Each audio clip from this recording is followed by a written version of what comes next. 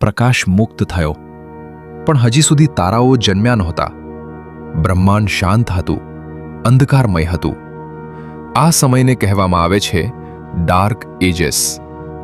પણ આ અંધકારમાં પણ ગુરુત્વાકર્ષણ કામ કરી રહ્યું હતું.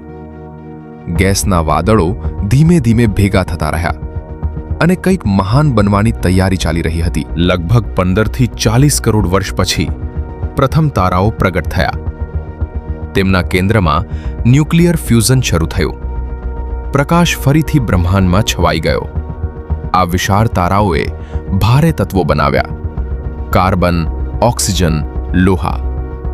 એ જ તત્વો આજે આપણા શરીરમાં છે. આપણે ખરેખર તારાઓની ધૂળ છીએ. તારાઓ ભેગા થઈને ગેલેક્સીઓ બની, આકાશગંગાઓ રચાઈ, ગેલેક્સી ક્લસ્ટર્સ બન્યા. પણ અહીં એક રહસ્ય છે.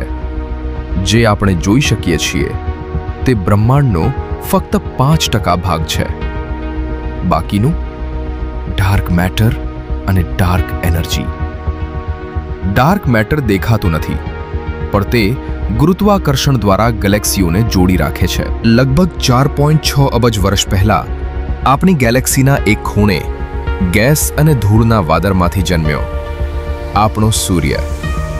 તેની આસપાસ ગ્રહો રચાયા અને એક નાનો ગ્રહ પૃથ્વી.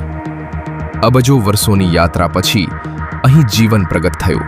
1998માં વૈજ્ઞાનિકોએ શોધ્યું કે બ્રહ્માંડ ફક્ત ફેલાઈ રહ્યું નથી, તે ઝડપથી ફેલાઈ રહ્યું છે. આ પાછળનું રહસ્ય છે ડાર્ક એનર્જી. આજે પણ આપણે તેની સાચી સમજ મેળવી શક્યા નથી.